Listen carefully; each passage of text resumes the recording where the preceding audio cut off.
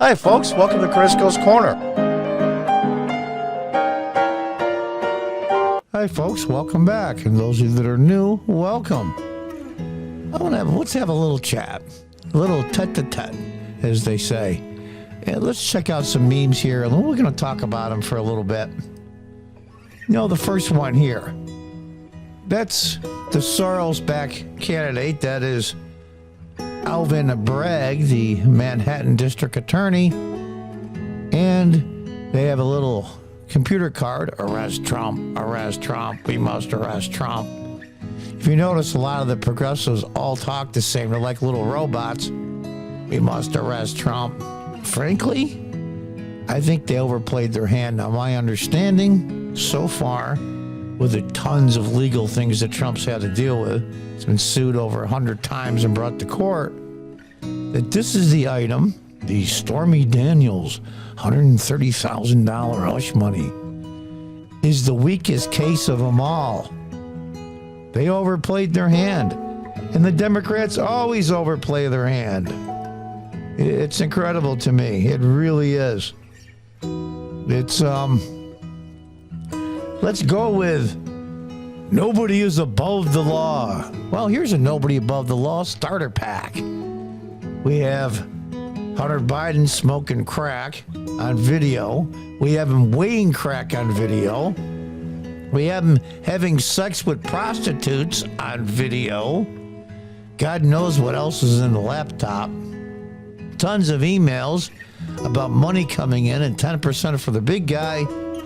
Then we have Hillary Clinton's emails, who, by the way, was in the same position as Trump with $130,000 hush money. The money that she paid, I think it was $100,000 for the so-called Steele dossier. Remember that crap, that lie?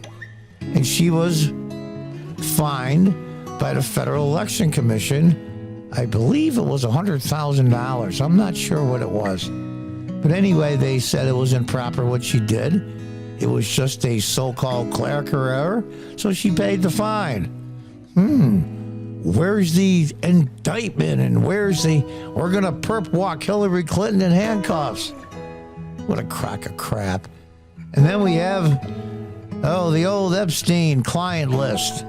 Where is it now? Is every single person that went to Epstein Island a bad person? No. But it'd be very interesting to see the client list, and I would love to know how many times they went. That's eventually going to come out. You see Maxwell there in the picture. She was convicted of having underage girls. Basically, I can't use the word because it'll screw up the algorithm. She was convicted. Where's the evidence? Where are the names of the clients? So she sex peddled underage girls to no one. Isn't that interesting? Then we have our favorite, former highest paid employee in the federal government, made more than the president, Dr. Fauci. I can't do his voice, but yeah, how about a research? Gain of function research, and the list is endless. And this isn't the only time. There's videos from the 1980s, but it shows gay men especially protesting Fauci concerning the AIDS crisis that he screwed up.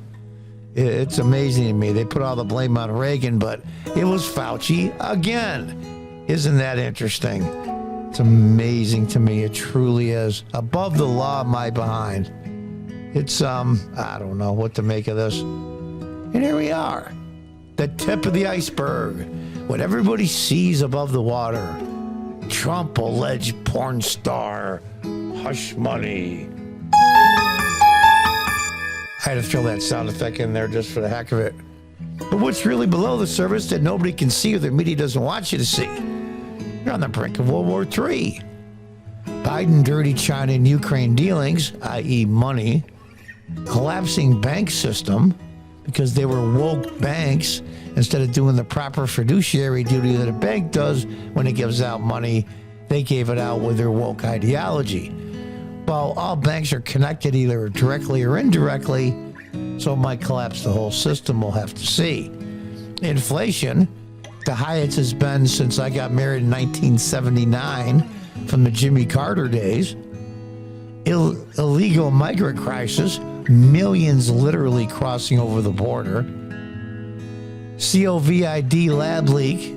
Oh, yeah. They're going to try to deny that. Overdose crisis. Hundreds of thousands of people are dropping dead all over the country from fentanyl. Foreign enemies unity. President Biden managed to do the impossible.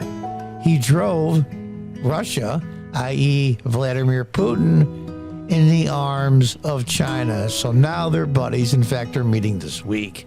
The cartel crisis. Why hasn't the cartel been deemed a terrorist organization by the U.S. so they can go after them? And we're back to the Epstein clients again. Who are they? Not the people that visit the island, but the actual clients. And violent crime is increasing. You know, no one's above the law, but yet this district attorney in Manhattan has let out thousands of people. They even dropped an RAPE case he did to basically a violation of low misdemeanor. It's insane. And these people have gone out and committed more crimes and killed more people. That poor Asian lady in her 30s that was in New York. That was another Alvin Bragg district attorney call. He's turned down thousands and thousands of felony cases and made them all misdemeanors. But remember, nobody's above the law. Yeah, okay. What a crock of crap. Good evening. Here's what we want you to believe today. Now, I'm not saying that all the conservative channels don't have a bias. I appreciate that. Everybody has their own slant, their own point of view. I get that. But some are so incredibly flagrant. I mean, the way they went after Joe Rogan, I can't use the name because it will screw up the algorithm, and the drug that he took during the COVID crisis, CNN, MSNBC. It's horse tranquilizer. Even though that drug has been dispensed to literally billions of people around the world and saved tens of millions of lives. It's effective. Its track record from side effects is well documented because of the number of people that took it. But somehow they wanted you to believe that's what it was. That's what they want you to believe today. So everybody's a little biased, but some take out ads. If they attack you personally, it means they had not a single political argument left. That's the old Margaret Thatcher mantra. And it's right. Or they attack Trump on his policies. How can you attack someone that the economy was just zooming under him? Just zooming. There was so many boxes checked. The list is endless with Trump. So what they do instead? They go after him personally. And that's when you know they have failed. And it won't work this time. Here's one of my favorite justices, Clarence Thomas. Justice Thomas came from nothing, literally. So the Roe v. Wade case that they ruled on, saying that it was up to individual states, they called him an Uncle Tom. He was the black face of white supremacy on the Supreme Court. People suck so bad. I mean, the guy came from nothing, literally, is now sitting on the Supreme Court. That is what they've been harping about for years. Minorities working their way through the system and building themselves up. And what's the first thing they do? They call him an Uncle Tom. It's disgusting and a disgrace. You can't be an institution that can be bullied and giving you the outcome you want. Exactly right, Justice Thomas. I couldn't agree more. Keep fighting the fight. You're the flood wall that's holding back the water. Oh, believe me, I'll tell you.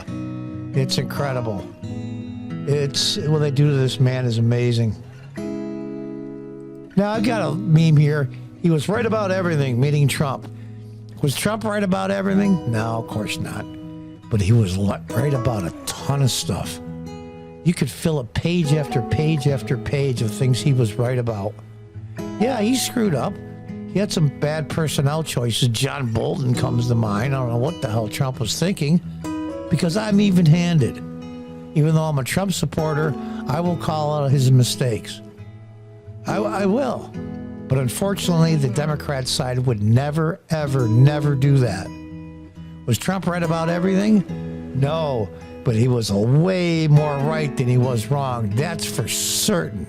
And that makes the Democrats crazy. And we'll leave it with this.